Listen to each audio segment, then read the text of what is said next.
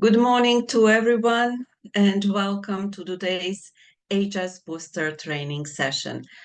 This is our 7th training session and I'm pleased to announce today's topic as increasing uptake of research results via technical specification. Thank you for your time and willingness to spend it with us. I'm Ivana Mijatovic, I'm lead of HSbooster Training Academy. And I'm honored to introduce to you our today's trainers, Miss Signe, Annette, Bøgh, and Mr. Nikolaj ZANGENBERG. Please allow me to say a few words about Signe. Signe is a senior project manager for research and innovation and Danish standard, a national standardization body of Denmark. She holds a Master of Engineering in International Technology Management from Aalborg University, and for past 10 years she has had key roles in several national and European research projects featuring standardization, including Bridge Consortium, which is abbreviation for Bridging the Gap between Research and Standardization, and HSbooster, Standardization Booster for Horizon 2020 and Horizon Europe projects.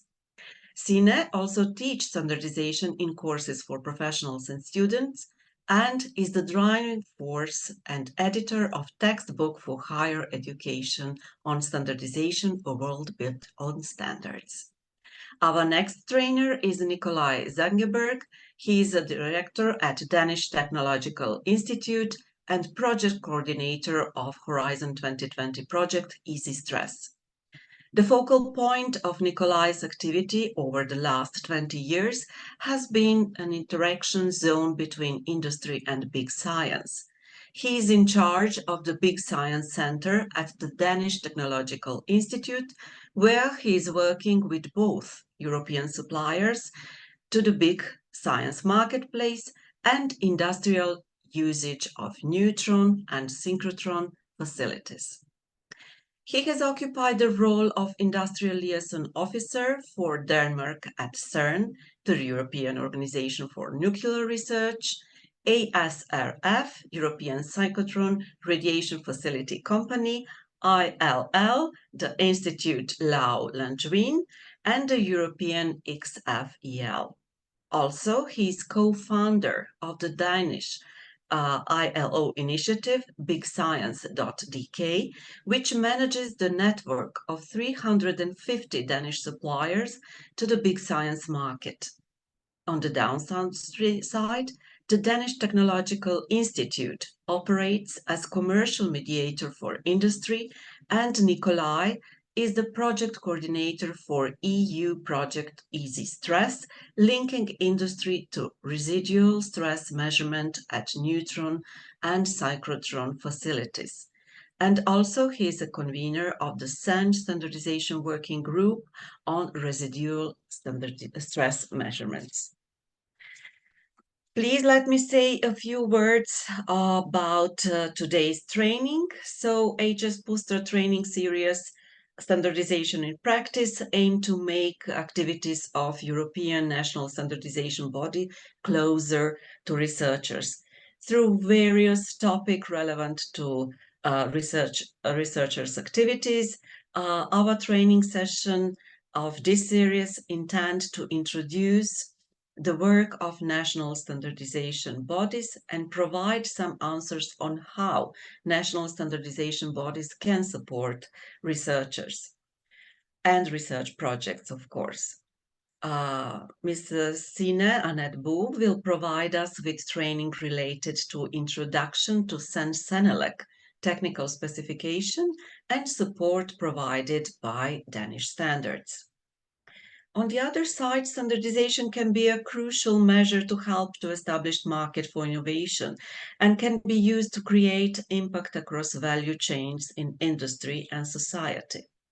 Today, Signe will explain us a process of developing of technical specification in research and innovation process. Also, Signe will explain how standardization can help to facilitate the acceptance and utilization of the innovation by market by using procedures of standardization to codify specific knowledge and publish it in technical specification. Mr. Nikolaj ZANGENBERG will continue today's training with the topic Developing Technical Specifications in Research Projects. Nikolaj ZANGENBERG will talk about experience of Horizon project EASI-STRESS, which is currently developing a technical specification to reach consensus among stakeholders and strengthen the uptake of the novel technologies developed in projects.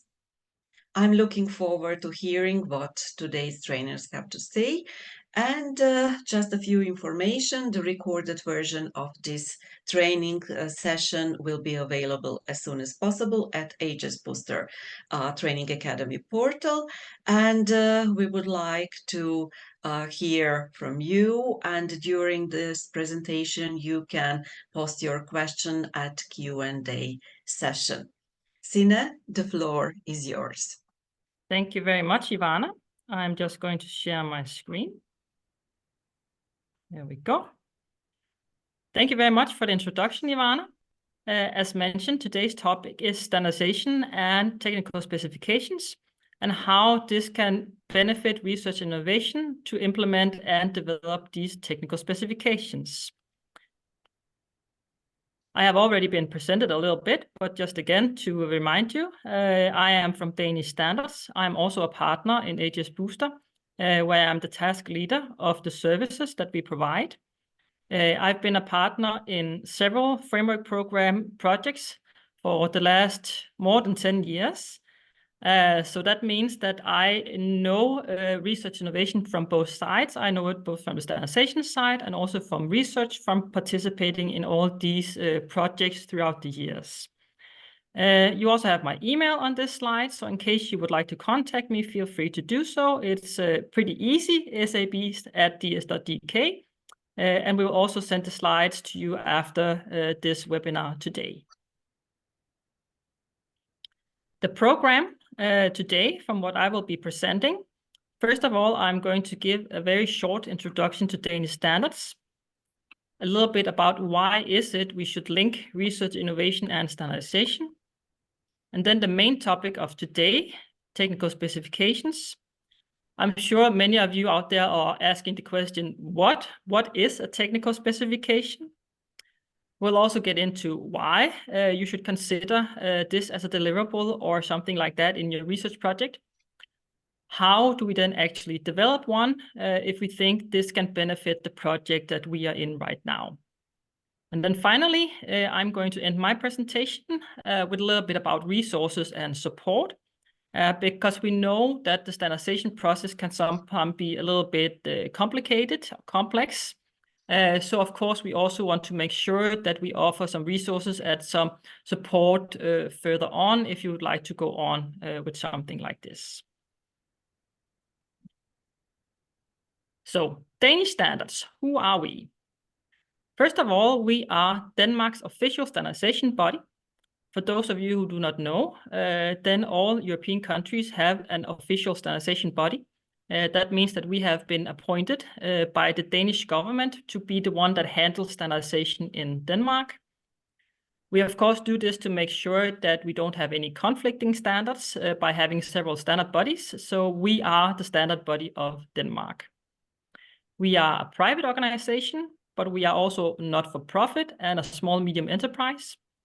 We are very close to being 100 years old. So I hope that we in a couple of years will have a very big party to celebrate 100 years of standardization here in Denmark. We have almost 200 employees. And we also have a lot of what we call mirror committees. I'll get back to what this is for those of you who do not know, but we have about 250 mirror committees in Denmark. And we also have almost 80,000 publications in our web shop, so quite a bit. We also have two daughter companies. One is, like you can see on your right side, one is Eco-Labeling Denmark, which handles the flower and the Swan for eco-labeling different products. For example, if you buy toilet paper or something like that, maybe you have seen this eco-label, meaning that these are as clean as possible, these products. We also have EDA Denmark, which certify building products in case there is no standard. We, of course, I guess not surprisingly, develop standards. I just wanted to mention here that standards are really everywhere. You cannot wake up in the morning without getting into contact with many, many standards. I have just a few examples here. This is one that I always liked because I live in Denmark. It's quite windy in Denmark. You know, the country is completely flat, so we don't have any mountains to take the wind. So I'm always very grateful that there are standards, for example, for resistant to wind load. Because that means that when the wind is blowing outside, then I can be certain that the windows do not break to this resistance. Another standard, for example, is acoustics. Here for railway applications, sometimes you need to measure how much noise is actually emitted by rail-bound vehicles. Because, of course, it should be as low as possible. But how do you measure this? This needs to be standardized to make sure that you measure things in the same way every time. This one is actually a national standard in Denmark because we also have a few national standards. The one I have here is glass bottles for beers. We have a national standard for this very important topic area, of course. This one is also quite hot these days. I'm sure many of you, if you are watching the news or reading the newspaper, you have come across a substance called PFAS, which is quite poisonous. But until actually last year, we were not sure how were we going to test for PFAS in drinking water, for example. So two standards actually were developed to make sure that we now know how we can measure these PFAS substances, and we can compare results, for example, between different countries because we measure in the same way. And the final example I have here is actually work in progress. This is completely new, but I think this is also a very exciting area. I'm sure that many of you have heard about the UN sustainability goals and seen this little circle. Because we are actually developing two standards. One are going to be requirements and one is going to be a guide for how can you live up to these sustainability development goals. Because oftentimes organizations, they really would like to live up to these goals, but they are not sure how, and hopefully these standards will be able to help with that. So that's what we do. We develop standards in more or less any kind of area. We are, like I said, the only standard body in Denmark. That means that we are a member of all three of the European Standardization Organization, that's ZANGENBERG and EASI. And we are also a member of 2 out of 3 of the international ones, ISO and IC. There's also a third one called ITU, but that's the only one where Danish standards is not the national representative. That is a government body that is that here in Denmark, mostly due to frequencies, which need to be measured very seriously also. So that means that it doesn't matter what topic is being standardized. It can be a management standard, it can be very technical, it can be a test. All of these things are going on in Danish standards in Denmark. So, coming to the topic today, why is it that we want to link research, innovation, and standardization? This is something that we work quite seriously with in Denmark. We really want to support having a very close link between research, innovation, and standardization. We want to do this because this can actually give these research projects the opportunity to, for example, tap into a very big knowledge base. It can also increase impact of research projects. And it can also, which is going to be, I think, the topic we are mostly going to talk about today, help gain market access for these new innovations. I just wanted to elaborate a little bit. standardization really have a very, very humongous, I would say, knowledge base, because there are more than 28,000 standards out there, formal standards. Each one of them has knowledge. We have more than 1,000 technical committees in Europe and internationally. So that means that it's tens of thousands of experts that are providing their knowledge into these standards.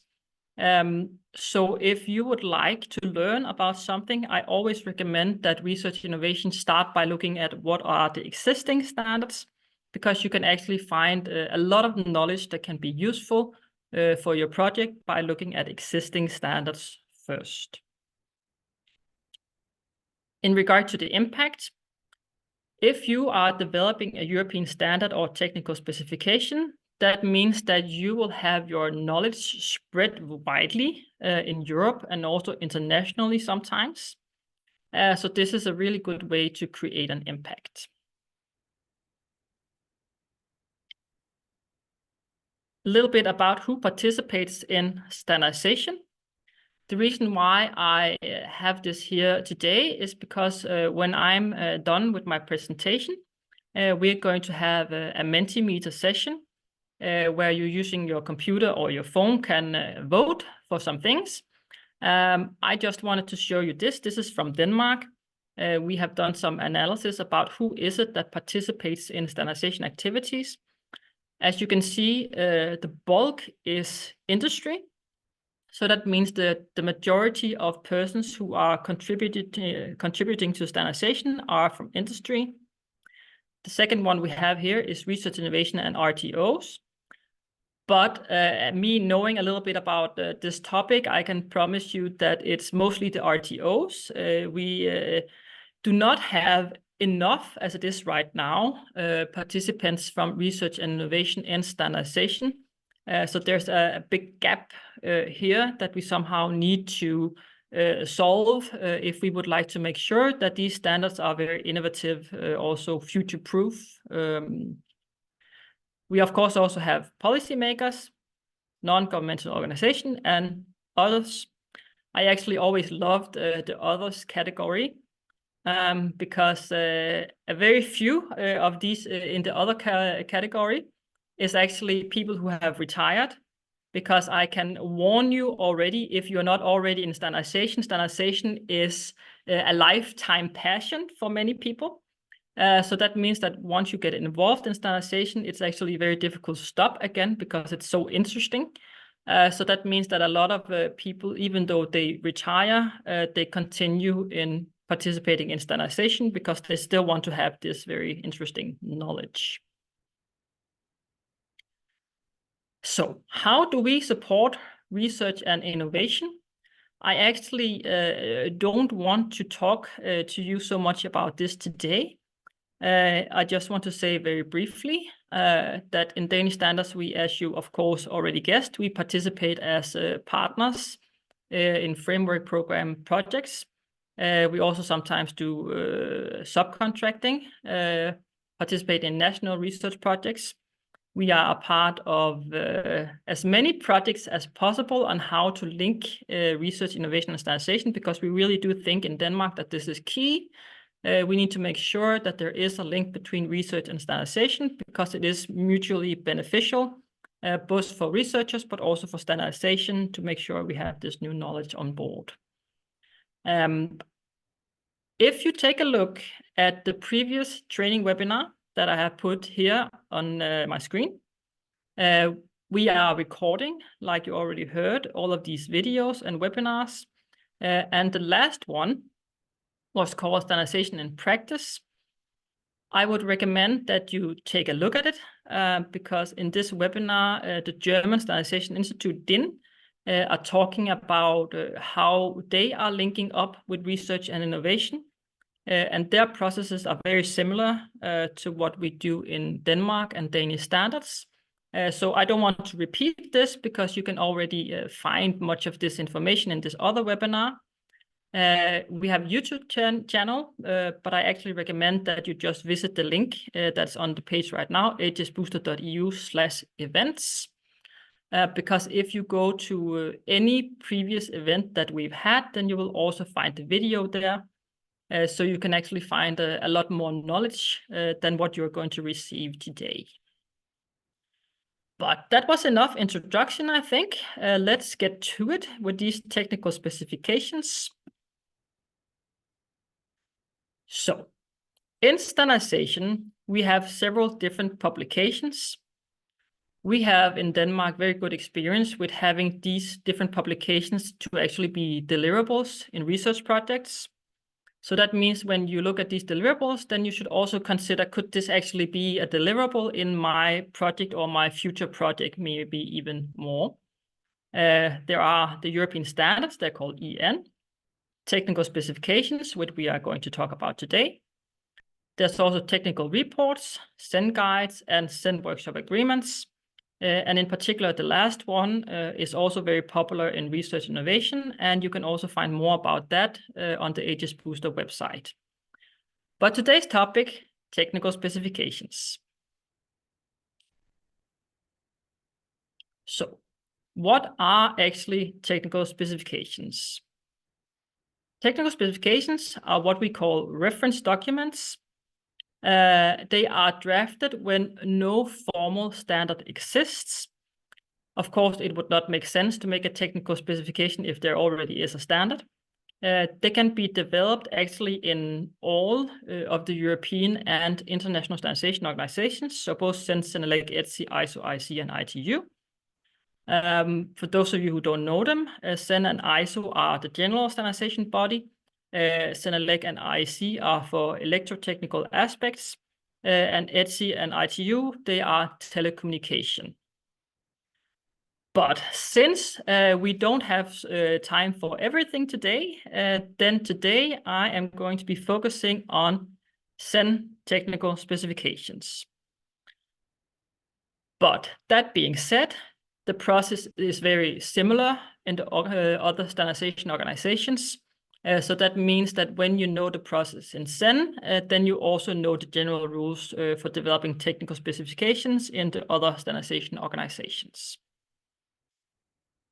Here you can always, of course, see ZAN, that's European. So that means that these technical specifications are European.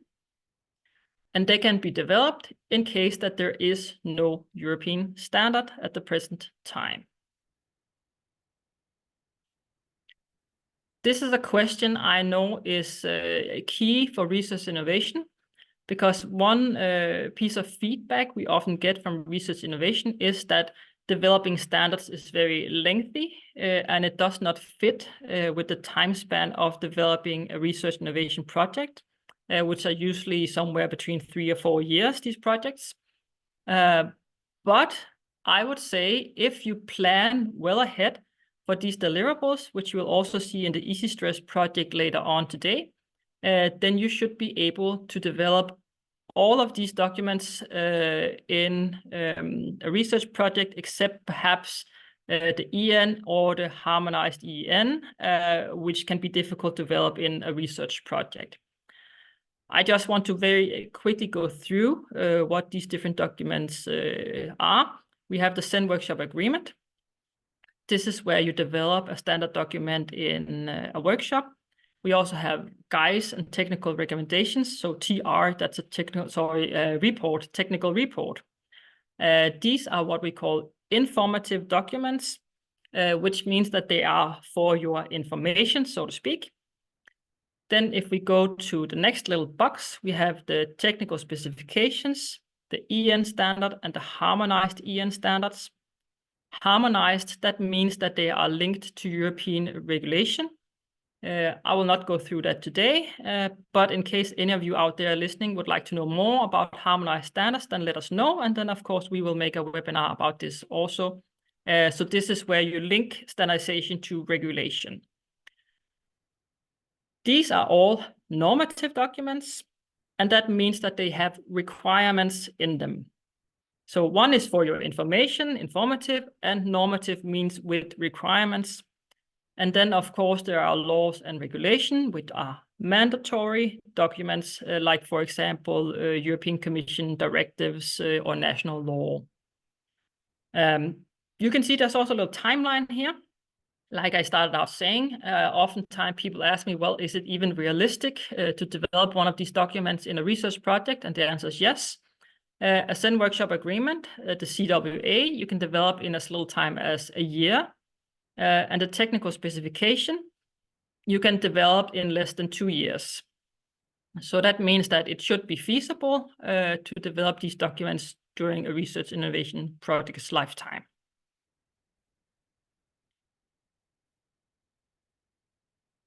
So why should you care about these technical specifications?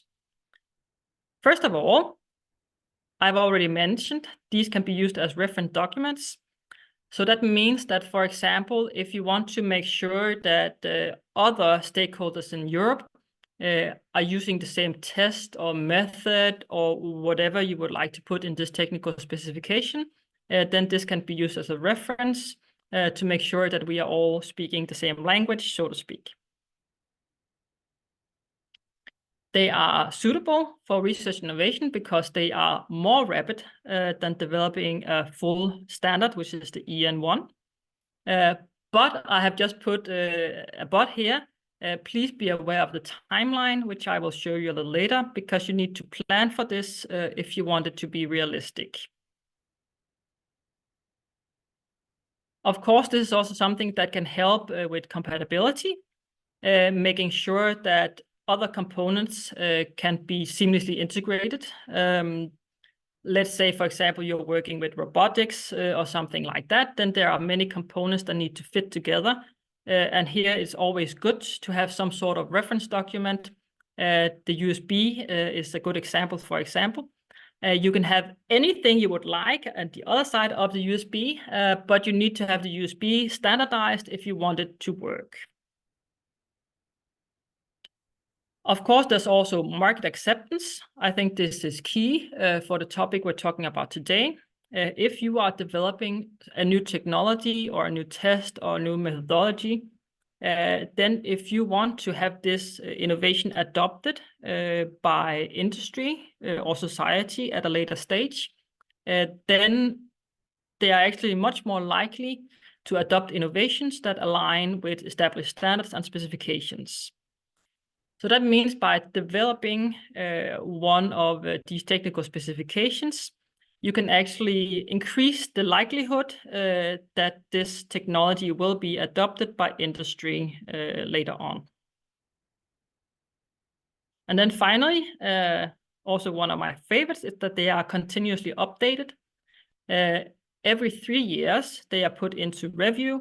And that means that every 3 years, we open the technical specification. We say, is this up to date or not? And if it is not, then we launch a process where we are altering the technical specification to fit current times. But other than that, it can, in theory, live forever. And who doesn't want their research to live forever? I think at least that's a very nice thought, that what you are doing is something that will have a life out there for a very long time. And what are they then? Well, they're documents with information, I'm sure you already guessed. They are approved by vote by the Zen national members. Zen national members, that's, for example, Danish standards in Denmark, DIN in Germany, and so on. They cannot conflict with European standards. So that means that if there already is a European standard out there, there can be no conflict because then you cannot develop it. And that's also a good reason for you to look at existing standards first to find it out, is there a conflicting European standard? Because then you are not allowed to develop a technical specification.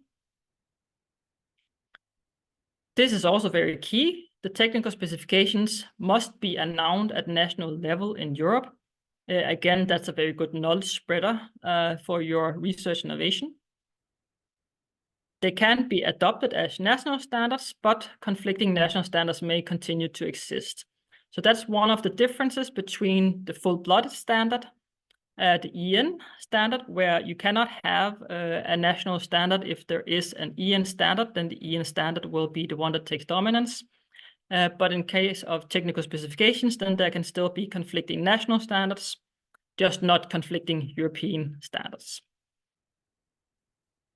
And they can in the future be converted into EN standards if this is desired or supported.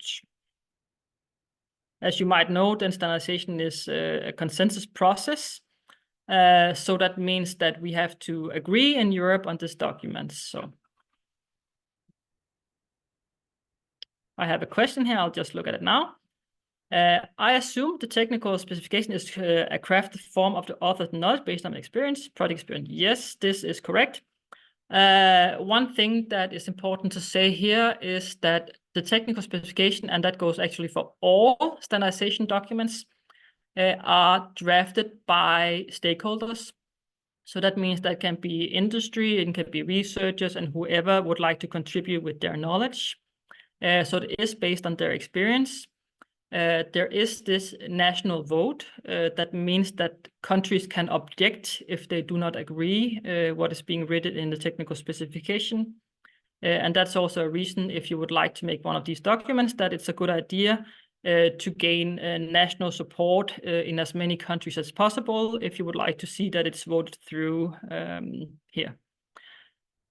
Yes, I hope that answers your question. And also, I would also like to add that anybody is welcome in drafting the technical specification. So this is not only a document for the research project, it's actually an open process.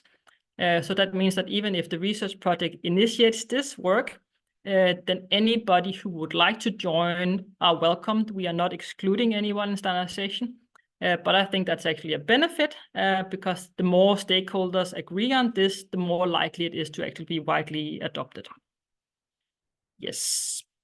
So next slide. So how are they developed? They are developed in ZEN technical committees, TC technical committee. Technical committees have a series of what we call working groups, or WG for short. So what happens in the technical committee? Technical committees are area specific. So it could be a technical committee on plastic or whatever topic. These are strategic. So that means this is where the main decisions are taken. And this is also where all the voting is happening. This is also where the scope of the technical committee work is being carried out. So these are strategic. Then we have the working groups. And this is where the stakeholders sit down together and draft the standards or the technical specifications.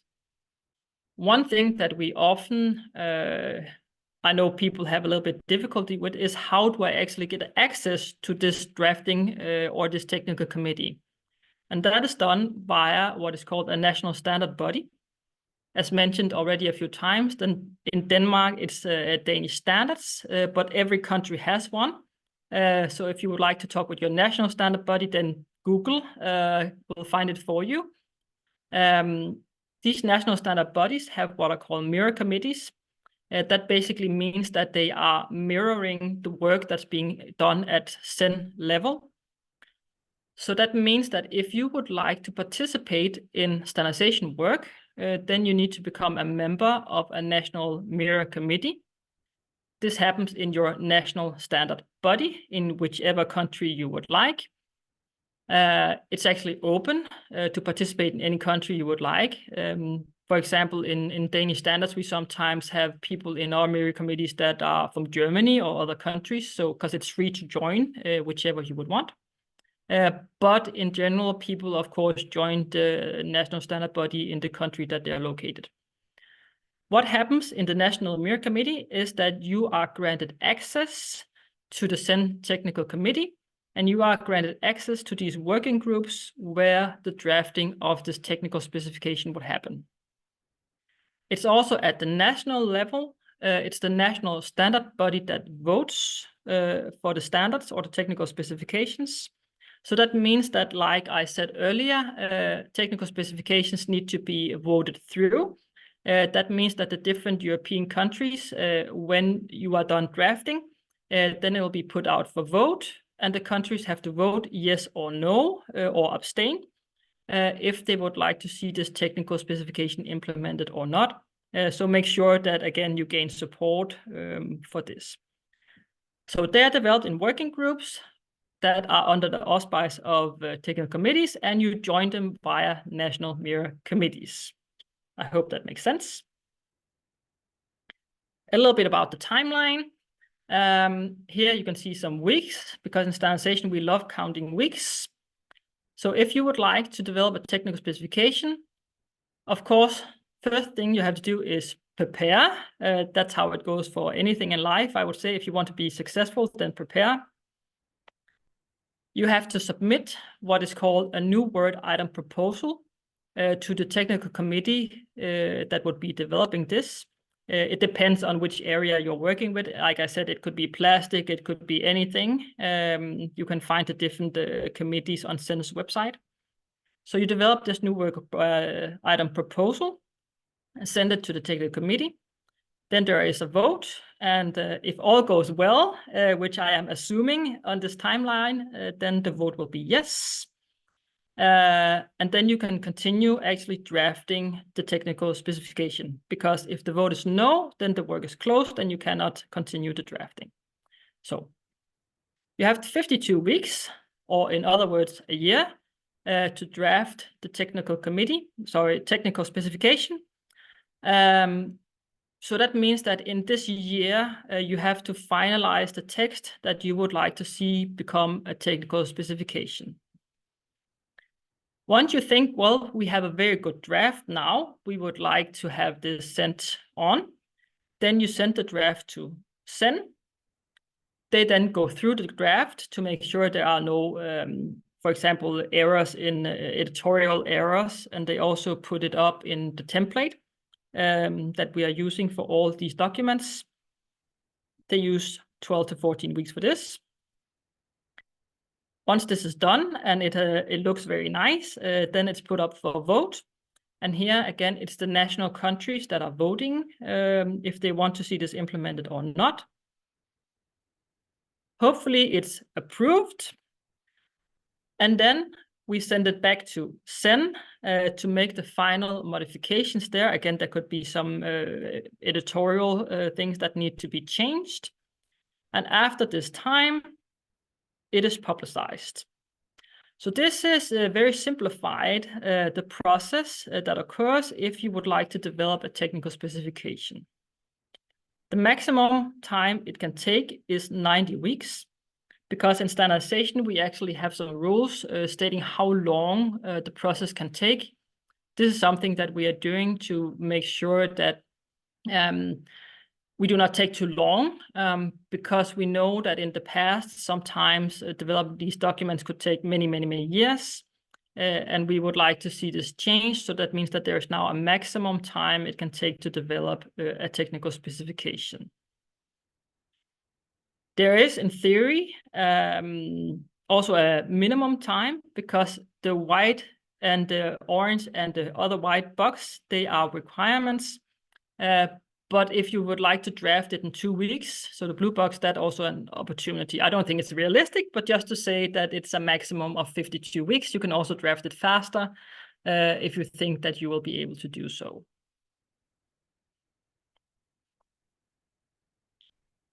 So I'm going to conclude my presentation now, which is mostly on the technical aspects of how to develop a technical specification.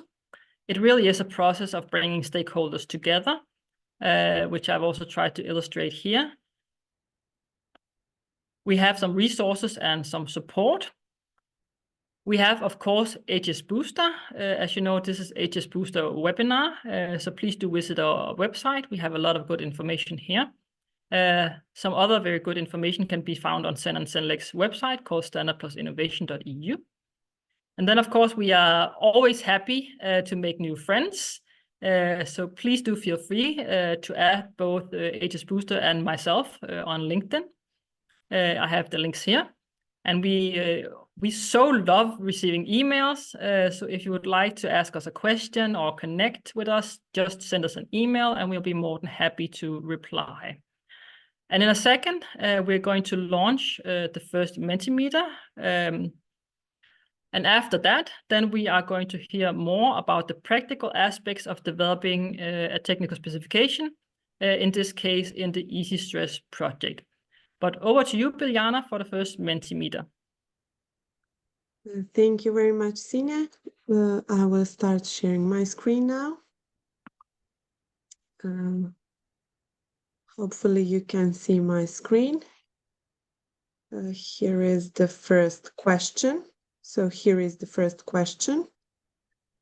We'll ask you to once again go to menti.com and use code 31989547. The question we have for you today is, what do you think are the greatest barriers for researchers to increase their participation in standardization activities?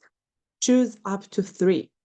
And you can choose from lack of awareness, time constraints, funding and budget constraints, complexity and bureaucracy of standardization process, difficulty in understanding how to engage with standardization organizations, intellectual property concerns, standardization not perceived as value-adding in project research area, lack of incentive structure or recognition, and difficulty in assessing the standardization landscape and determining where to participate. So we're waiting for responses.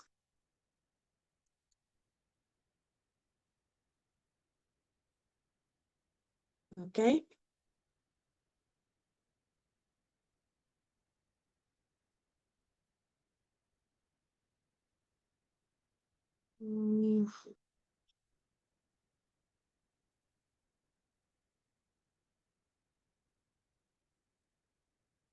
Okay. Signe, back to you to comment maybe on these results.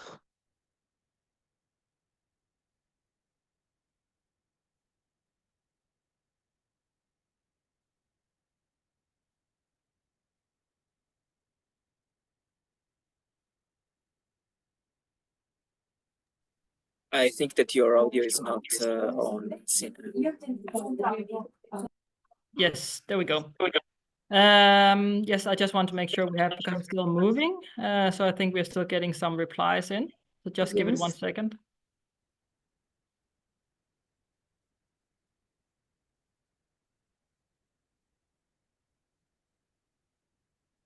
Okay.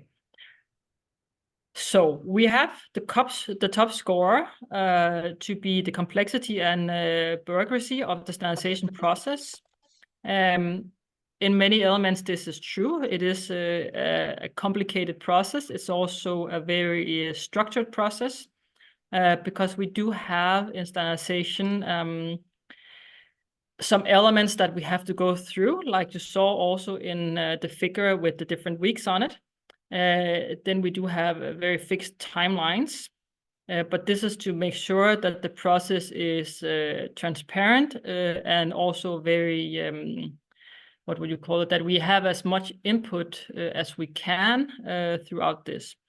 But that's actually, I would again advertise HSbooster because that's actually one of the reasons why HSbooster was developed, was to make sure that we can help research innovation projects with finding their way in regard to this complex world.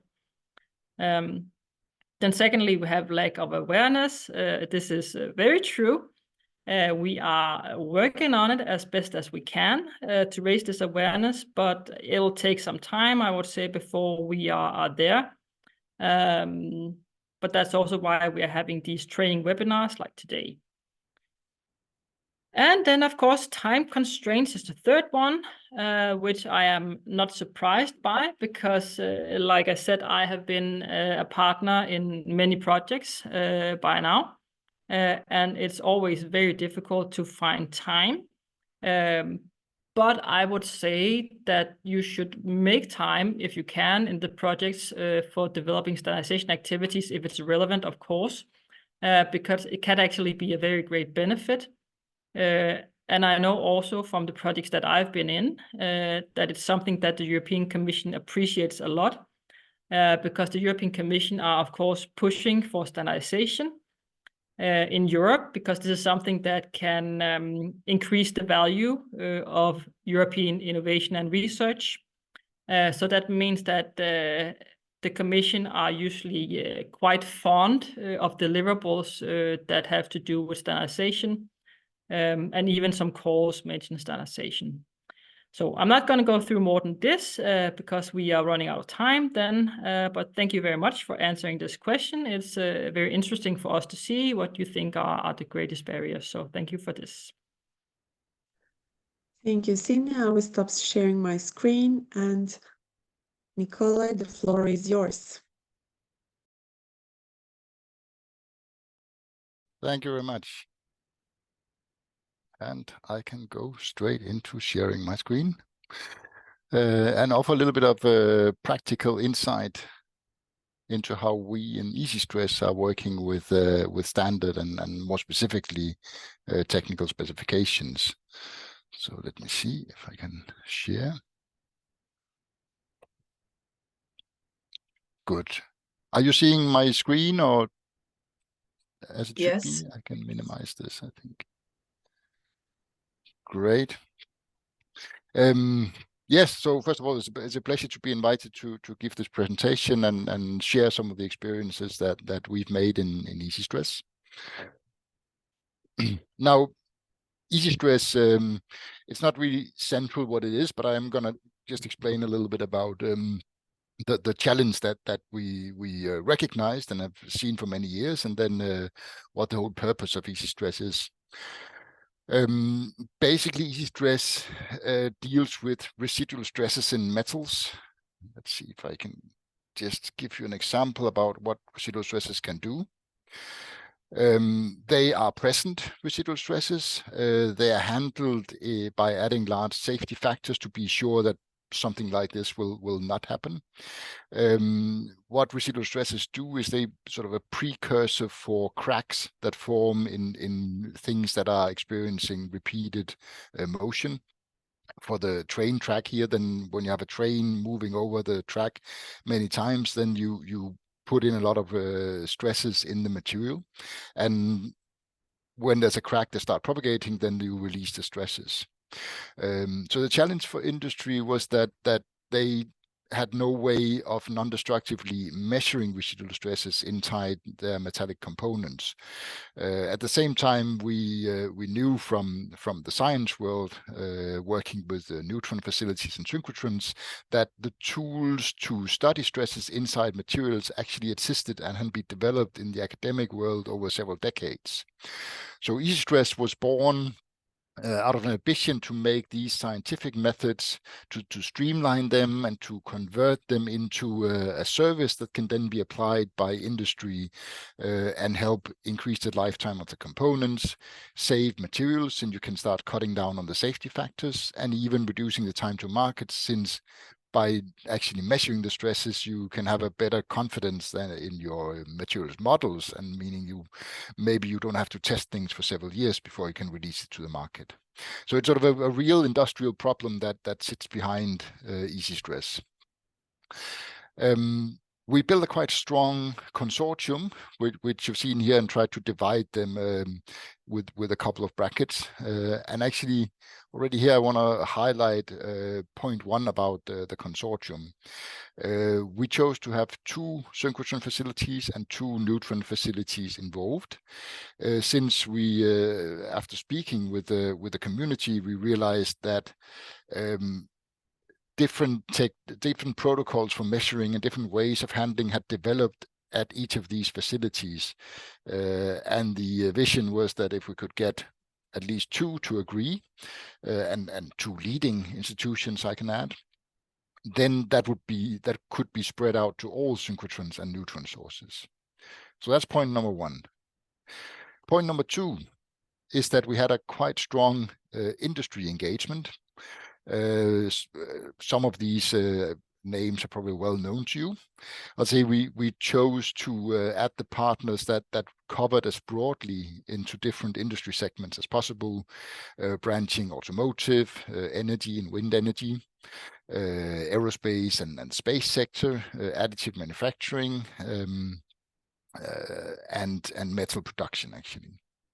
So whatever we developed in this project, we already planned from the beginning we would have good channels out into both industry and into the scientific world. This is sort of an overview of the project structure. And the first thing we did was to, in this called work package 2, we start working on benchmark samples and validating these techniques. Part of it was to create sort of 4 very simple samples. They are increasing in complexity as you move towards the right. But having the simplest possible cases to be able to measure, to see how were the different techniques for measuring residual stresses performing against each other, what kind of challenges do you run into, and thirdly, and that's quite important for our discussion today, we already were looking at using these as reference samples, calibration samples for when we move into making standards.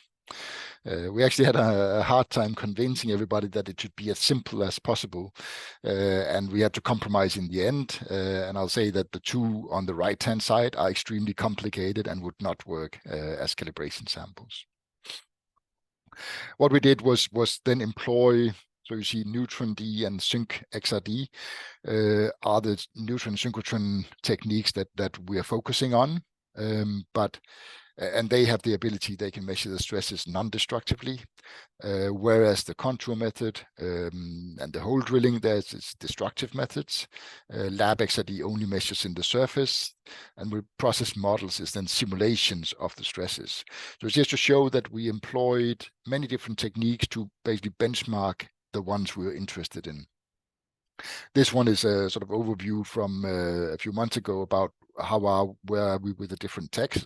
So some of them couldn't be done due to the sample geometry or availability of time and equipment, but we actually managed to fill out this matrix quite well. Also, one example of an additive manufactured arch, where this one collects synchrotron XRD data in the green curve, neutron diffraction data in the gray curve, and then 2 different ways of simulating the stresses. And this also helps us to tune sort of where might there be challenges, when is it problems with the measurement, and when is it problems and approximations in the models.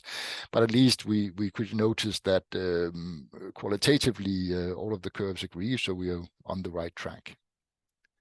Now, this happened in the first half of the project, basically.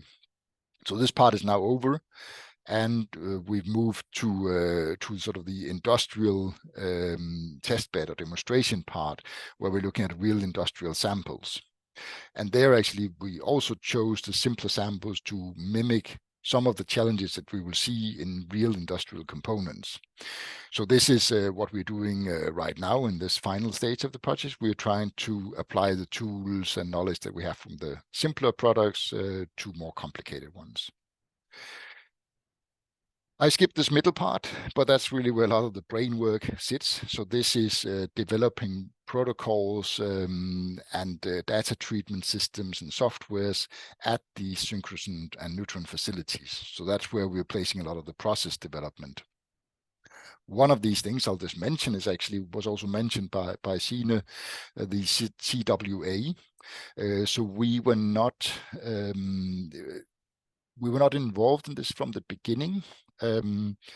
We arrived on the scene just as the first sort of attempts had been made on this CWA 17815 about materials characterization.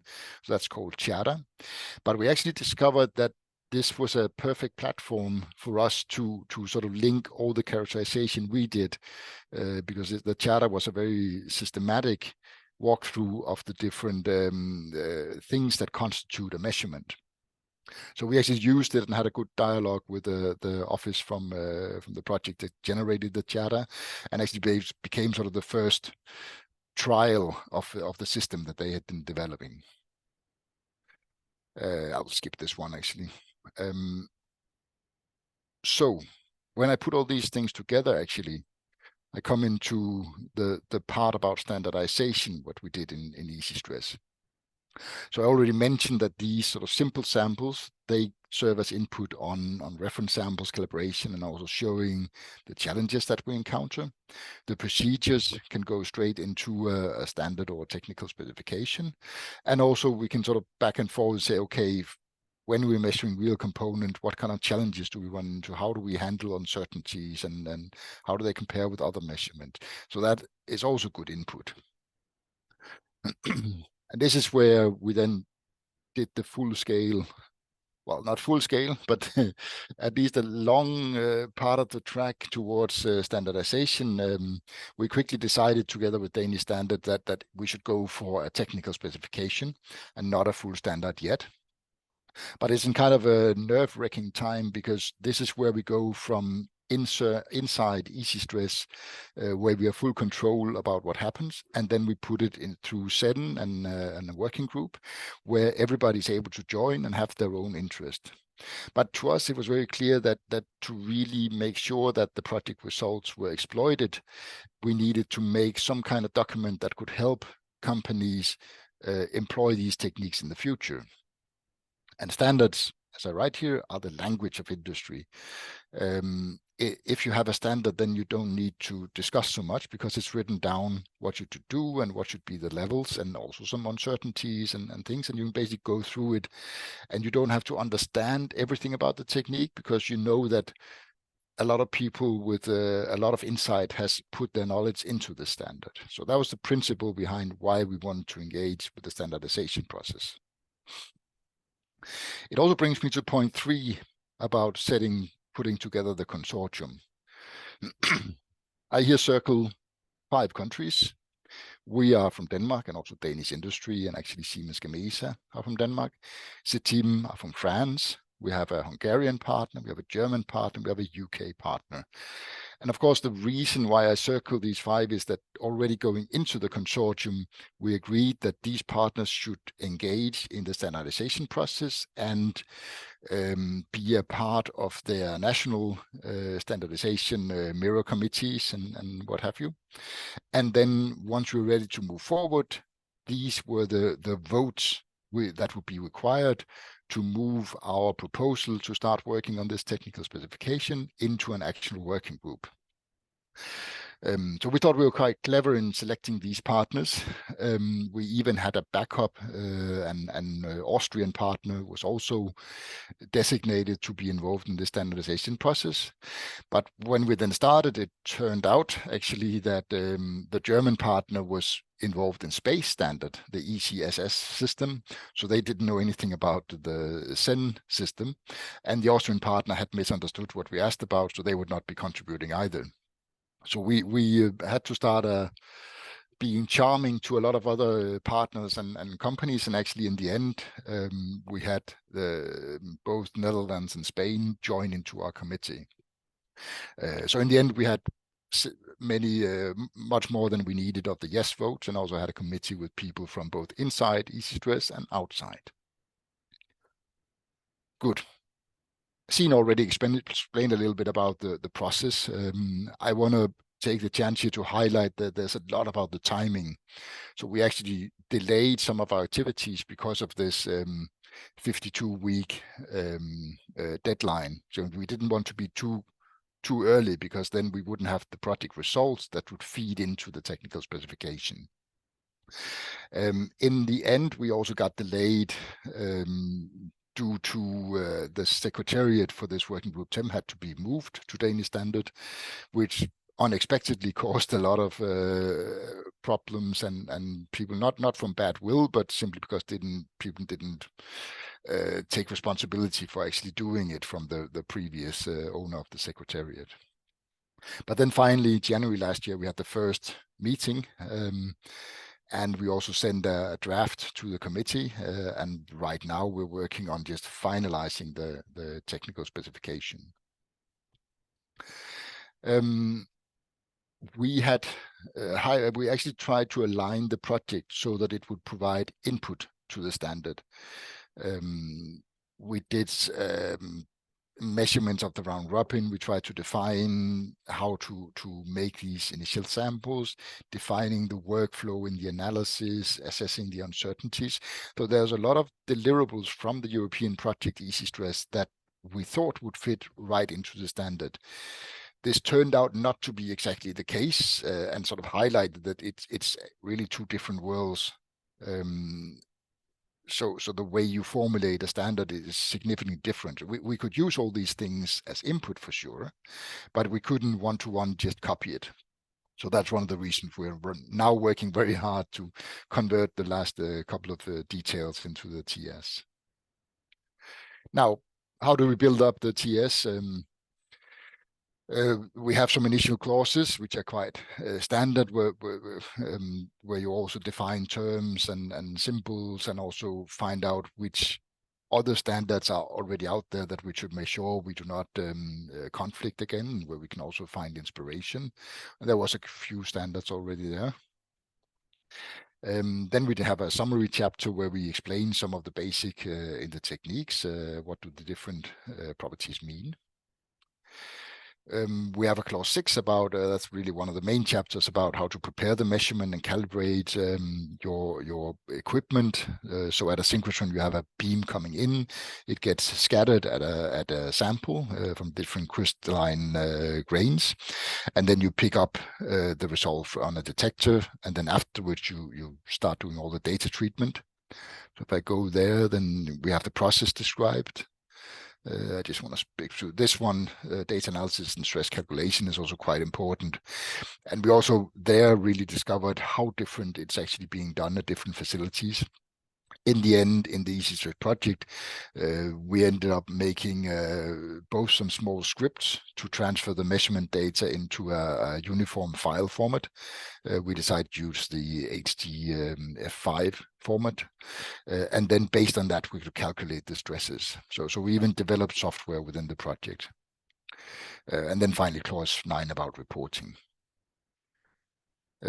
We included an annex then describing some of these potential benchmark samples, so that if people pick up this TS afterwards, then they can see, okay, which type of samples do we need to have so that we can verify that the measurement is indeed giving the results it should. And really arriving at a TS will be a big milestone, and we do hope that it will be approved by the technical committee, since this will be the first time that someone has, made a real recognized document saying how should you actually do that.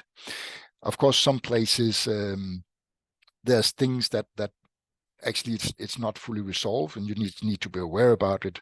If you have a weld with different phases, for example, that will confuse the measurement.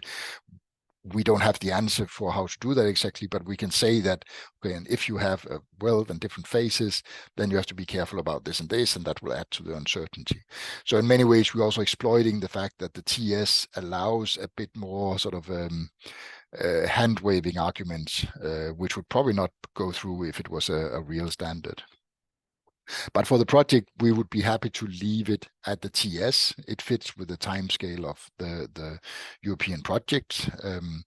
And if the TS is approved, then it's an official document that can be used by everybody, and hopefully also picked up by the next activity that wants to transform it into a real standard. Good. This is not for you to read, but just to let you know that apart from the TS, that is one of the main points in EASI-STRESS, we're also looking into additive manufacturing and engaging at several different levels with the additive manufacturing standardization community to make sure that they know that you can actually measure the stresses, and they should mention it in their standard. Maybe mention stresses, maybe mention you could do it with synchrotron. So we have different strategies depending on which type of standard that we are engaging with. But towards the end here, my final real slide, a few points. Know that standardization is, it's a really different thing than doing research. We certainly saw that with the deliverables that was written from a research perspective and has to be transformed to fit into the standardization world. Second point, we have to take care of the timing. You have a project plan and there's a send process, and there might be some delays and waiting times in the send process. You have to have a close discussion with someone who really knows about these processes to see how do these things align. Then I mentioned about the consortium already. When you're putting consortium together, think strategically about it. How do you build the critical mass to actually drive a standardization process?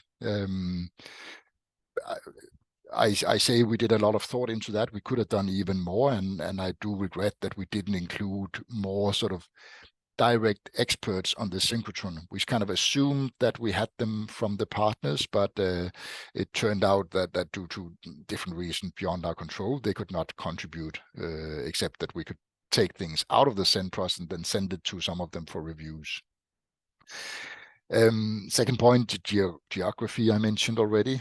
Think about that, and also the third point, make sure that your partners then know what are their roles and they have allocated time to actually support you in this effort. Then a final one that I think in our case we were quite lucky, since we knew that there was no other ways that could measure these residual stresses non-destructively, then they would not be competitors. But I do recognize that if you put together a working group to look at your technology, you might actually have other people who see that if this standard goes through, then their equipment might be less relevant, or just disagree that this is the right way. So always sort of be a little bit strategic in working out what are the threats to your technology, because really that can push your standardization process, and it's not under your control. Good. So thank you in the end, and just last advice: engage stakeholders. In EASI-STRESS, we are quite a lot out and around, giving presentations about what we're doing, both to the specific metallurgical industry, but also like here, talking about standards and saying what they can do. You can follow us on LinkedIn and even attend some of our public webinars. But that's all for me. Thank you very much. Thank you so much, Nikolaj and Signe. And we are very lucky to have you here today. Now we will have a short Q&A session. We have one question in Q&A session for Signe. Javier Castellano, I assume that technical specification is crafted from author's knowledge based on its experience, basically project experience. Is that true? Yes, this is true. I answered this also during my presentation. Standardization is developed by stakeholders. I think Nikolaj also showed this quite well, that you have to consider which are the stakeholders that you would like to have around the table when you're developing these standardization documents. Also, like mentioned, since these are European documents, then you have to make sure that you have enough partners from enough European countries to be able to develop these documents. So I think that's it in short. And Biljana, maybe you could do the Mentimeter session also now. Yes, thank you. Thank you very much, Signe. I can share my screen for the second question. We have join us on the Mentimeter, menti.com. Code is this time 75392656. And the question is, which activities do you think are needed to increase researchers' participation in standardization activities? Once again, choose up to 3. So, dedicated funding for standardization activities and tasks in project is the first one. Awareness campaigns, workshops for projects on how to contribute to standardization. Recognition and awards, clear references to standardization in Horizon calls, training material, standardization bodies as partners in projects, support for developing a standardization strategy on the project at the project proposal stage, and support and advice from standardization experts during a project lifetime. So we can wait a couple of minutes.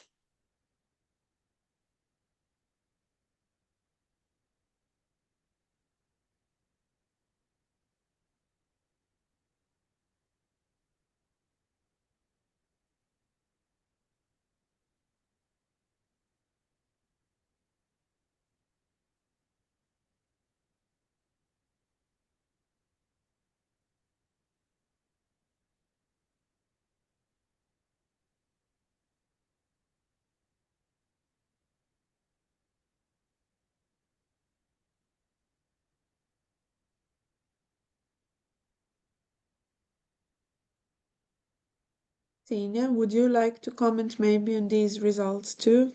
Yes, thank you. The first one is the one on dedicated funding for standardization activities and tasks in projects.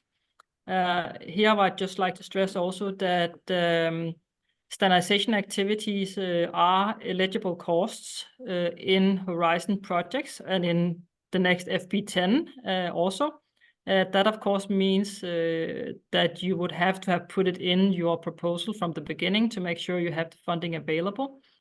So I guess this is mostly advice if you are going to draft more proposals, which I'm sure many of you are, and you're considering standardization, then remember to put it in there from the proposal stage, because then you can actually have it as a funded activity or a task within your project that's funded by the Commission.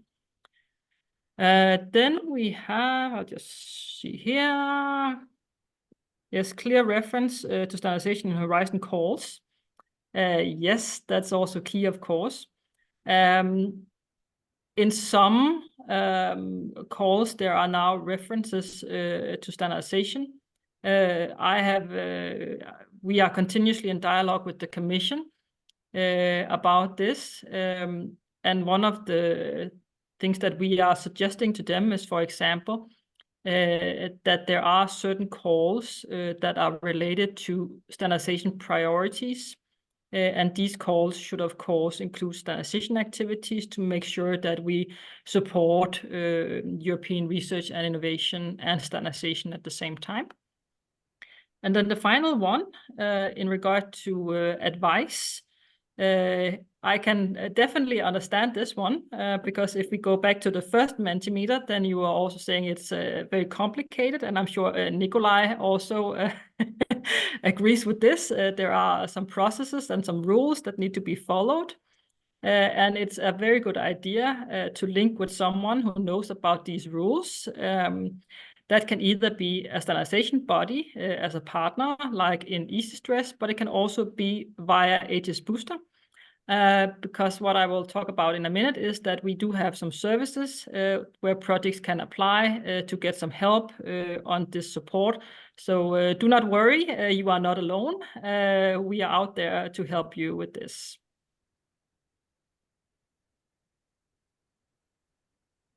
Thank you so much. I will stop sharing my screen now. Yes, then I will just share mine for a second again, because we would just like to finish today with a few final notes. There we go. I just would like to explain a little bit about some of the services that we have in HSbooster.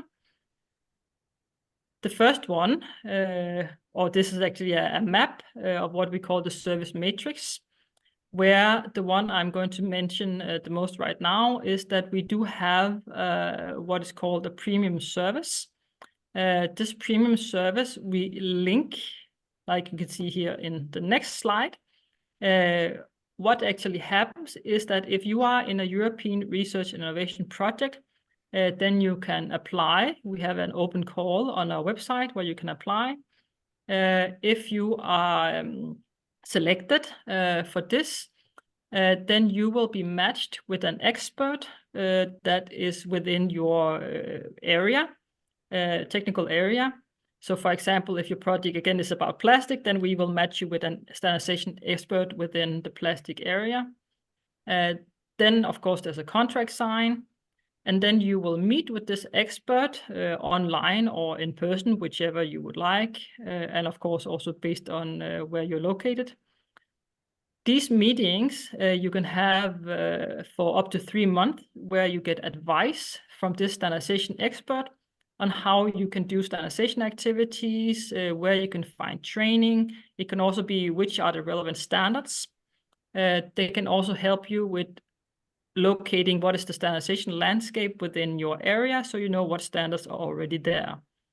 I would recommend for those of you out there interested in standardization that you apply as early as possible in the project. We have talked with some of these projects that have applied for the premium service, and they are often very glad that they have applied very early on, because early on in the project, You can get information, for example, about what is the standardization landscape, what standards are relevant for us, and also what is the process and the timeline. And then we actually encourage you to apply again later on in the process to get some more advice, because you can apply as many times as you like to get this advice. So this is an opportunity for your project to link with a standardization expert that can help you with your strategy and activities in regard to standardization. And it is funded by the Commission, so it will only cost you the time you spend with the expert. And then finally, I also want to advertise a little bit. We have developed a new tool. We have developed this in cooperation with a PhD student. It's called the Standardization Orientation Tool. This is a tool we have just launched about a month ago, so it's still very new. In this tool, you answer a few fairly easy, I would say, questions about your project. For example, what is your technology readiness level, and questions like that. And then once you have typed in this information, then you will get a set of advice on what could be the standardization strategy or the standardization activities that are relevant for your project. So I encourage you to go and try out the tool. And of course, also, we are very happy to receive any feedback that you might have on it. But this is a way to kind of determine what could be the relevant standardization activities for my project. And I'm going to stop my sharing now, and then I will give the word again to you, Ivana. I have another question for you. Nikolaj, you said that standardization and research are two planets.